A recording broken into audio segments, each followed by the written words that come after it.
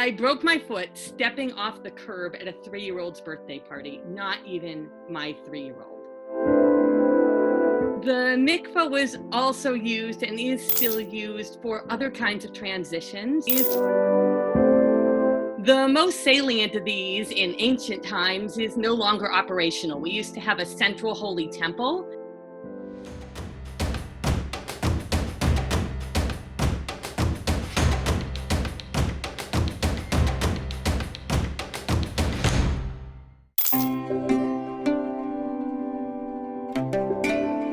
So in the Jewish tradition, mikvah is the word for the ritual bath taken by women to mark the end of their period and the end of the traditional restrictions that come with it. The most salient of these in ancient times is no longer operational. We used to have a central holy temple, and certain groups of people couldn't perform rituals there until they went to mikvah and dunked naked in its waters. People who had contacted dead bodies, certain kinds of emissions, priests who were performing certain sacred rituals, mothers after giving birth, and people after menstruation. But it wasn't just that you couldn't go to the temple, it's that you couldn't have sexual contact. So long after the destruction of the temple in Jerusalem, Jewish people everywhere we went in the world kept building the mikvaot, the ritual baths, to the ancient specifications, letting them fill with rainwater and springs and snow, counting the days after our period, and then immersing in those waters completely as a form of renewal. The mikvah was also used and is still used for other kinds of transitions, including conversion to Judaism, which still happens. The first time I went was as a 21-year-old bride before my wedding. So I'm a long-time tradition keeper. And then I broke something. I broke my foot. I broke my foot stepping off the curb at a 3-year-old's birthday party, not even my 3-year-old. It's not a very classy way to break a foot, not a very cool way to break a foot, not a very storyteller way to break a foot. It's what happened. First thing that happened, I tripped over the curb, I fell down. Here's where you're just going to insert Sheila's wonderful descriptions of what it's like to fall down. I did all that.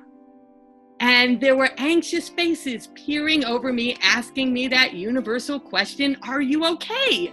Of course I was okay. I wasn't some kind of fragile, middle-aged. Whoa. I never got to articulate my righteous indignation because as soon as I tried to get up, my foot swelled to bright blue, which is a not okay color on a human. And my stomach was churning with not okayness, and my head was really not okay. Fortunately, I was at a child's birthday party, and those parents whipped out their diaper bags, and I had my choice of painkillers, fever reducers, snap open ice packs, and I was even given a blow-up camping pillow for behind my head. But the biggest thing that happened was 2 days later. After the x-rays and the diagnosis and the plan for 9 months to a year of recovery, I discovered that what I actually fell out of wasn't just the narrow curb between picnic tables and playground. It was the bounds of my comfortable existence within Jewish Orthodox observance. 2 days later was my mikveh night. I kept tradition. Per tradition, I went to mikveh after my period every month, minus 5 pregnancies and the fluctuations in my body, for decades. Orthodox mikvaot in Boston, less than a mile from my house, in my hometown Cleveland, New York City, Har Nof and Talpiot, Israel. I've immersed in natural ponds and a river, a really cold river. And I've gone when my night fell on my Sabbath and my festivals. But I couldn't figure out how this time, how I'd get up and down the steps, in and out of the building and the pool, and 100 ways I'd need to navigate my old routines with my new hurt. The worst was that the ritual is performed at night, but it was summer in Boston. So night was coming around 9 p.m. and injured person night for me was 3 or 4 p.m. and I was done. It wasn't even that I asked anyone and was rejected, it's that I couldn't bear to ask. There's another mikveh in town. It wasn't Orthodox, it was pretty new. It was what they called a community mikveh. A visionary woman decided that the current system where some people, which was me, went regularly, but most went not at all, could be changed by welcoming in more people who wanted to connect, but maybe not in the old ways. It was used for all kinds of transitions, not just menstruation and conversion. It had an art gallery and hosted learning events and celebrations. This wasn't your usual mikveh building slouching in a dark corner waiting for the people who already knew it. It was open and out and proud. It was even called Mayim Chaim, the living waters, named for the source of the ritual. Well, I went online, and just as I'd been told, Mayim Chaim had daytime slots offered without question. I didn't have to explain myself to anyone. I didn't have to get permission. I just walked right in. No stairs. No rim to climb over into the all-access shower. I didn't have to wrangle my sore arms into a heavy terry cloth robe because they had this great big sheet that could be wrapped around any body any way you chose. And there were things I didn't need, at least not that afternoon. But in every accommodation or nice touch, I saw someone who could need it. And sometimes that someone had been me. When I first started going to mikveh, I didn't dress in the traditional manner, but every month I pulled on a mikveh skirt instead of just going in my college clothes. In Israel, an attendant once sent me back to the prep room again and again to comb and comb and comb my tangles until I was late to my rabbi's class, damp under my thin scarf, sure everyone could see how wicked my hair had been to not just comb smooth.